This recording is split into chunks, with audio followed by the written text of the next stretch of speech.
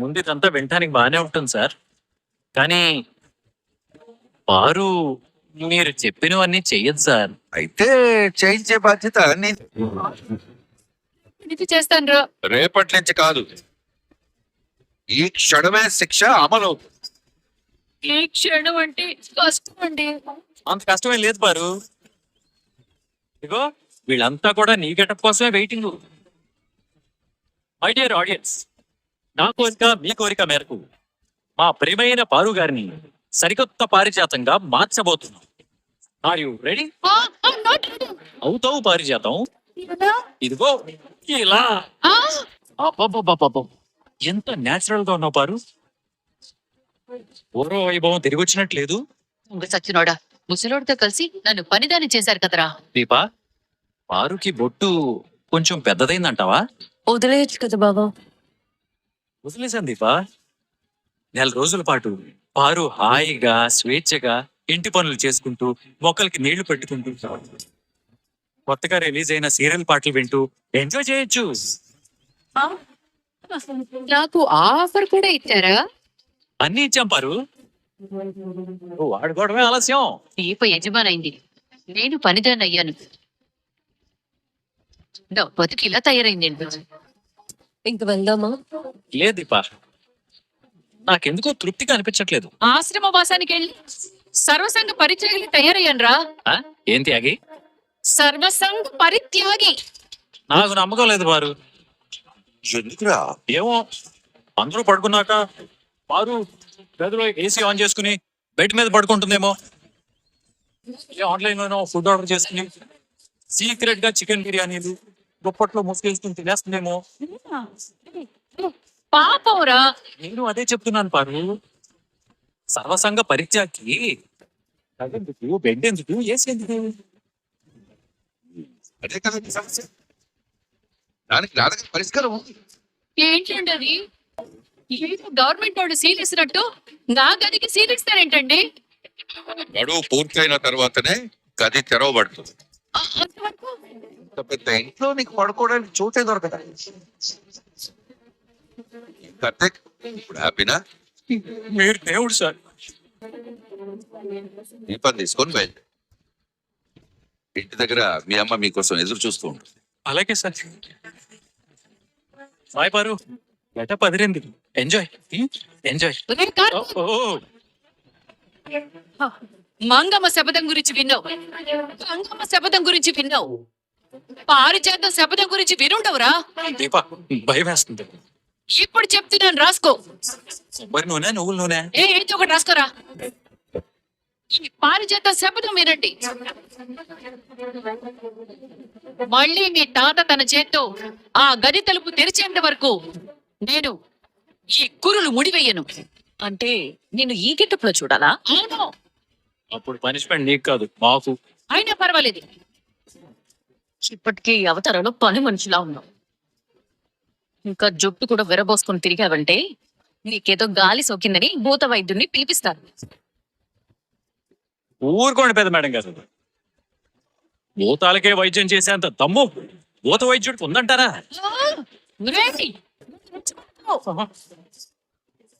ముందు ఆ జుట్టు ముడేసుకుని చూడలేక చేస్తున్నాం. ఏం చేసినా పెంట తెచ్చి నెత్తి మీద వేసుకున్నట్టే ఉంది. బాయ్ పెద్ద మేడం గారు. రేపు ఆఫీస్ లో కలుద్దాం. వస్తేనే కదా కలవడానికి. వస్తారులే మేడం, తప్పకుండా వస్తారు. ఆ నువ్వేం చేస్తావో నాకు తెలుసు కదా.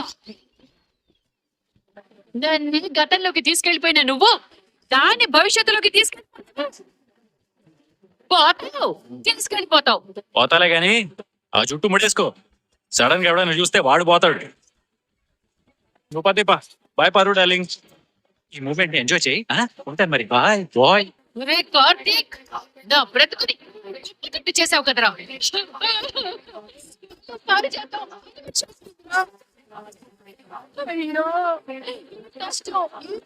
రాకూడదమ్మా.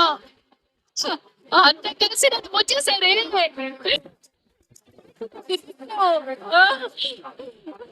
ఎప్పటి వరకు ఈ గడువు నేల మీద పడుకోవాలా దేవుడా? గోదావరి నది కంటే మనకదే ఎక్కువ మలుపులు తిరుగుతుందిరా. నీ కోడలు సీఈఓ అయినందుకు సంతోషంగా లేదా? లేదా అంటే లేదు అనే చెప్పాలి. ఎందుకమ్మా? ఇది కోడలు, ఆ జ్యోత్స్న మేనకోడలు. దీప్ అంటే జ్యోత్స్నకి చాలా ఇష్టం. అక్క చెల్లెళ్ళలా ఉండేవాళ్ళు. ఎప్పుడైతే దీప మెళ్ళో నువ్వు తాళి కట్టావో ఆ క్షణమే దీప జ్యోత్స్నకి శత్రువైపోయింది. అసలు దీపని నీ భార్యగానే ఉండనివ్వకూడదని చాలా ప్రయత్నాలు చేసింది. కానీ దీప తట్టుకుని నిలబడింది. నీకోసం పోటీపడి ఇప్పుడు వీళ్ళిద్దరూ ఇప్పుడు సీఈఓ పదవికి కూడా పోటీ పడ్డారు. ఈసారి కూడా దీపే గెలిచింది. ఇప్పుడు కూడా జ్యోత్స్న దీపని గెలవనివ్వకూడదని రకరకాల ప్రయత్నాలు చేసింది. కానీ అవన్నీ దీప తట్టుకొని గెలిచింది. సీఈఓ పదవి కోసం సొంత కంపెనీనే ఇన్ని కష్టాల్లో పడేసిన జ్యోత్స్న ఆ పదవిలో దీపని ఉండనిస్తుందా? ఉండనివ్వకపోతే ఏం చేస్తుంది అత్తయ్య? ఇప్పుడు నువ్వు కడుపుతో ఉన్న ఆడపిల్లవే. ఇది రోజు రోజుకి తగ్గేది కాదు, పెరిగేది. ఏం జరిగినా నష్టపోయేది మనమే. మిగిలిపోయిన భోజనాలు ఏదో చేయగలిగావు కానీ కడుపుకేదైనా అయితే ఏం చేయలేవే. నీ భయం నాకు అర్థమైంది. తోడుగా నేను ఉంటాను కదా. దీపకి, కడుపులో ఉన్న బిడ్డకి ఏమీ కాదు. కొన్ని మనం తప్పించలేవురా.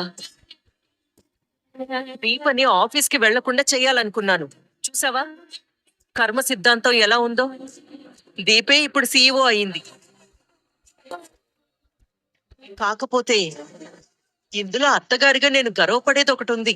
ఏంటత్తయ్య అది? నా కొడుకు ఎక్కడైతే అవమానపడ్డాడో అక్కడే నువ్వు గౌరవంగా బాధ్యతలు తీసుకోబోతున్నావు. ఇది నీకు చాలా పెద్ద గెలుపు. అమ్మ సీఈఓ అయిపోయింది. ఇప్పటి నుంచి మా అమ్మ సీఈఓ అని మా ఫ్రెండ్స్ అందరికీ చెప్తాను. నేను కూడా చెప్తాను నా ఫ్రెండ్స్ అందరికి. నేనైతే మన ఇంటి గోడ మీద రాస్తాను. అయితే నేను ఫ్లెక్సీలు కట్టిస్తాను. నేను మైక్ లో అనౌన్స్ చేస్తాను. ఇంకా ఆపుతారా? ఎందుకు ఆపాలరా? ఒక రకంగా చెప్పాలంటే జ్యోత్స్న రెస్టారెంట్ లో సీఈఓలంతా మన ఇంటి నుంచే అవుతున్నారు. ముందు నువ్వు, తర్వాత మీ నాన్న, ఇప్పుడు నీ భార్య. తర్వాత అదేమీ క్లాస్ లీడర్ పోస్ట్ కాదు నీకు ఇవ్వడానికి. తాను ఆ అలాగే అవుదుగానిలే. వెళ్ళు, భోజనం పెడతాను. అలాగే అవును, నాకు ఒక డౌట్. ఏంటి? అమ్మ ఇప్పుడు సీఈఓ కదా, చీర కట్టుకుని వెళ్తుందా, సూట్ వేసుకుని? చీర కట్టుకుని వెళ్తాను, నువ్వు వెళ్ళవే. కార్తీక్, ఏంటమ్మా? జ్యోత్స్న తప్పు చేసింది కదా, మరి మా వదిన ఏమనలేదా? అత్తకి చెప్పొద్దని పారు తాత కాళ్ళు పట్టుకుంది. అందుకే ఈ విషయాలేవి అత్తకి తెలియదు. తెలిస్తే మా వదినే ఊరుకోదులే. కానీ ఎంతైనా తెలియకుండా ఎన్నాళ్ళని మాత్రం దాస్తారు? మీ ప్రవర్తన చూసైనా అనుమానం రాదా? అనుమానం వచ్చిందంటే మా అన్నయ్యని నాన్నని ఖచ్చితంగా అడుగుతుంది మా వదిన. అదే నిజమే, కానీ తెలిసే అవకాశం లేదు. ఇప్పుడు నువ్వు నన్ను ఏం అడగాలనుకుంటున్నావు అమ్మా? కొన్ని చెప్పినా అర్థం కావు, కొన్ని చెప్పకుండానే అర్థం చేసుకోవచ్చు మావయ్య గారు. నువ్వు అర్థం చేసుకున్నది నీకు చెప్పింది ఎవరో నేను తెలుసుకోవచ్చా? అది నేనే మావయ్య గారు. నేనా? అవును మావయ్య గారు. నిజం చెప్పండి, అర్థం చెప్పాల్సిన అవసరం ఏముంటుందమ్మా? నా కూతురు ఏదైనా తప్పు చేసిందా? నీకెలా తెలుసు? క్యారెక్టర్ ఉందని చెప్పి నా చేత ఫుడ్ ఆర్డర్ ఇప్పించారు. కాకపోతే ఈ విషయం ఎవరికి చెప్పొద్దన్నాడు. ఇక్కడ ఏమైతే చేస్తే ఏం చేస్తాడు? పంపించింది నేనే. అడిగేది మిమ్మల్ని మావయ్య గారు. నీకు అనుమానం ఎందుకు వచ్చిందమ్మా? గెలిచినందుకు దీప సంతోషంగా ఉంది, కానీ జ్యోత్స్న తను ఓడిపోయిన దానికంటే దీప గెలిచినందుకే ఎక్కువ బాధపడినట్టుగా కనిపించింది మావయ్య గారు. అది బాధ కూడా కాదు, తను అనుకున్నది జరగలేదన్న కోపం. అలాగే అత్తయ్య గారి విషయంలో కూడా మీరు చాలా కోపంగా ఉన్నారు. ఆవిడేదో పాపం చేసిందని మీరు శిక్ష విధించారు. ఆ పాపంలో నా కూతురికి భాగం ఉందా? చెప్పండి మావయ్య గారు. ఉందని నువ్వు అనుకుంటున్నావమ్మా? ఉంటే మాత్రం క్షమించకండి.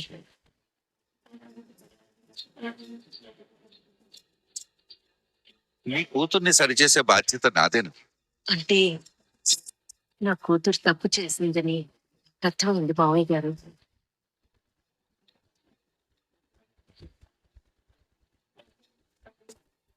ఏం జరిగింది, ఎలా జరిగింది అన్నది వదిలేమ్మా. నా కూతురు ఇలా ఉండాలి అని నువ్వు కోరుకుంటున్నావు కదా, నువ్వు కోరుకుంటున్నట్టు నీ కూతుర్ని తీర్చిదిద్దే బాధ్యత నాది.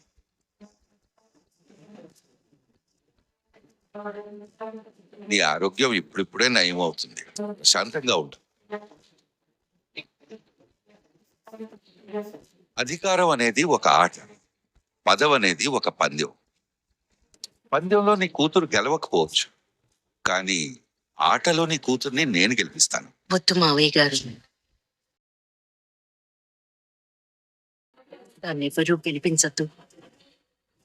అలా గెలిపిస్తే గెలుపు విలువ దానికి తెలియదు. దాన్ని ఆడనివ్వండి, దాని గెలుపు దాన్నే గెలవనివ్వండి.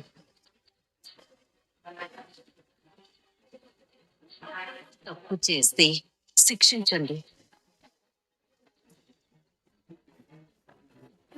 అది క్షమించరాని తప్పైతే నాతో చెప్పండి. ఏం చేస్తావు? నన్ను కన్నవాళ్ళని వద్దనుకున్న దాన్ని నేను కన్నవాళ్ళు కావాలని ఎలా అనుకుంటాను?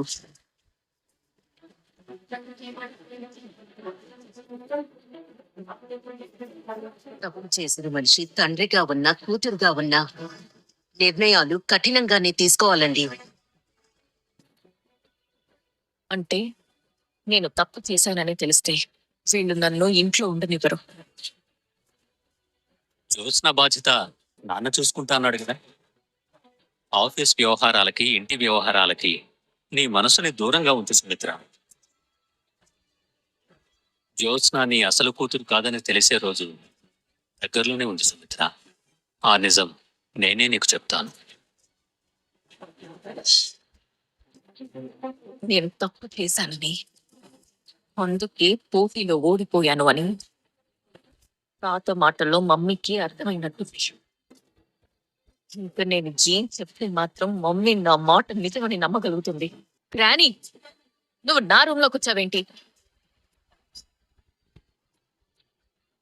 సరేండి, నువ్వు మీ తాత కలిసి నన్ను ఏ సత్రానికో ఏ సన్యాసాశ్రమానికో తరివేయండి.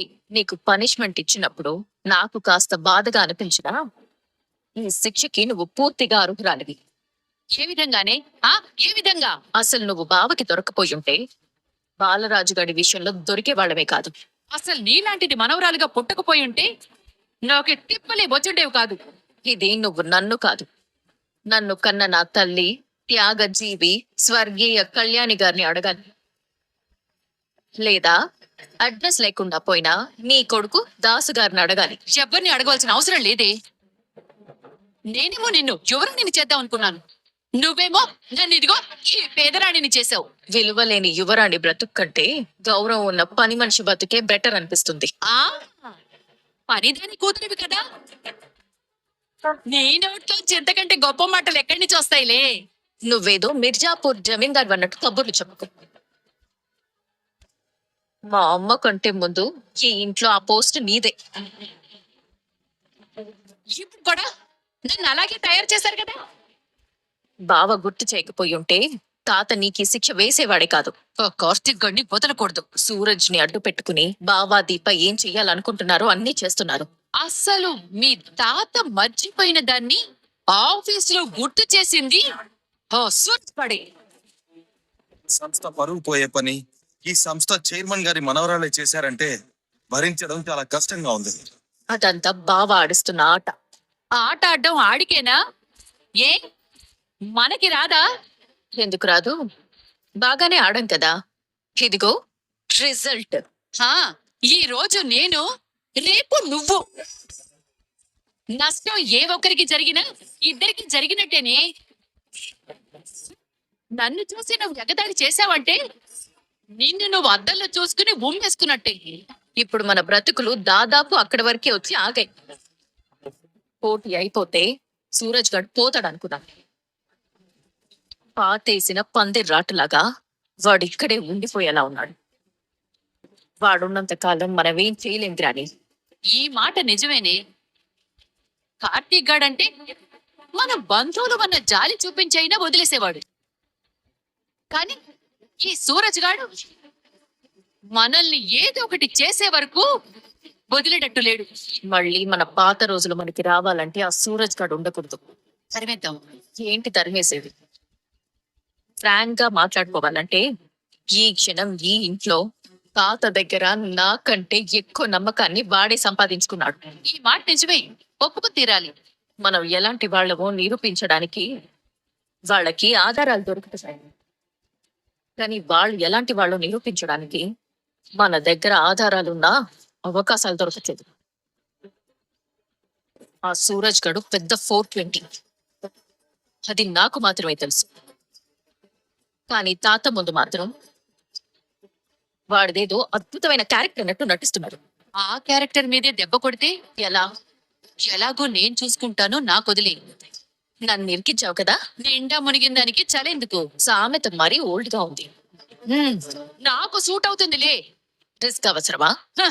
రిస్క్ చేయడం అంటేనే నాకు సరదా. అది నీ గెటప్ చూస్తేనే అర్థమవుతుంది. ఇదే పరిస్థితి ఆ సూరజ్ గాడికి తీసుకొస్తాను. ఏం చేస్తావు? ఏ క్యారెక్టర్ చూసి మీ తాత సూరజ్ గాడికి అంత విలువిస్తున్నాడో ఆ క్యారెక్టర్ ని లేకుండా చేస్తాను. తాత ఏది అంత తేలిగ్గా నమ్మడు. నమ్మిస్తాను. ఏం చేస్తావు? చెప్పను. ఏం చేసినా దాంట్లో మాత్రం నన్ను లాగద్దు. ఇప్పుడే ఇరుక్కున్న దాంట్లోంచి ఎలా బయటికి రావాలో అర్థం కావట్లేదు. నువ్వేం టెన్షన్ పడుకు. ఈ పారు జుట్టు ముడేసిందంటే ఎవరికో మూడినట్టే. పంచ డైలాగులు కాదు, పనయ్యే మార్గం చూడు. పోయి మీ తాత దగ్గర కూర్చోవే పిల్లబాతు బచ్చా.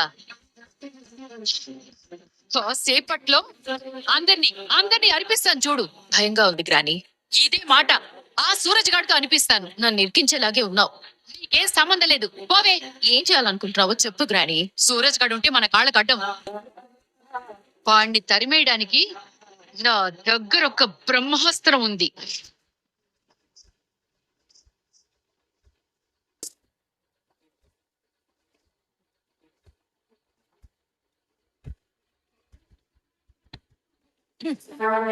అది ఎలా ప్రయోగించాలో నాకు తెలుసు. నువ్వెక్కడే ఉండు. మరి కాసేపట్లో సూరజ్ గాడి పరువు ఇంటి వాకిట్లోనే తీసి శివనారాయణ గారి చేత గేటు బయటి గెంటించే బాధ్యత నాది.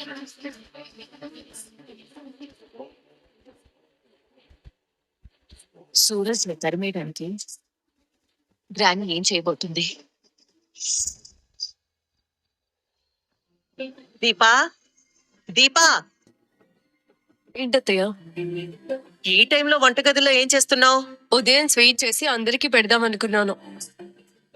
పొద్దునే లేవాలి, సౌరిని రెడీ చేసి స్కూల్కి పంపాలి, మేం రెడీ అయ్యి ఆఫీస్కి వెళ్ళాలి. అందులోనూ దీప సీఈఓ అయిన తర్వాత వెళుతున్న ఫస్ట్ డే కాబట్టి కాస్త ఎర్లీగానే వెళ్ళాలి. అందుకే ఇప్పుడే స్వీట్ రెడీ చేశాను అత్తయ్య, తీసుకొస్తాను. వద్దులే దీపా. నేను చేసిన స్వీటు మీరు తినకపోతే ఎలా? తినండి.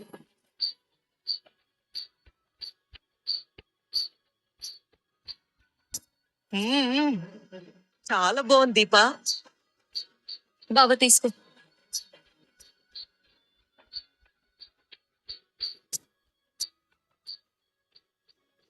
చాలా బాగుంది పా. నువ్వు గెలవడానికి ముఖ్య కారణమైన సూరజ్ బ్రదర్ కి ఈ స్వీట్స్ ఏదైనా బాక్స్ లో పెట్టు, ఇద్దాం. అలాగే బాబా. ఇంతకీ నన్నెందుకు పిలిచావు? ఎందుకు? ఏంటివి?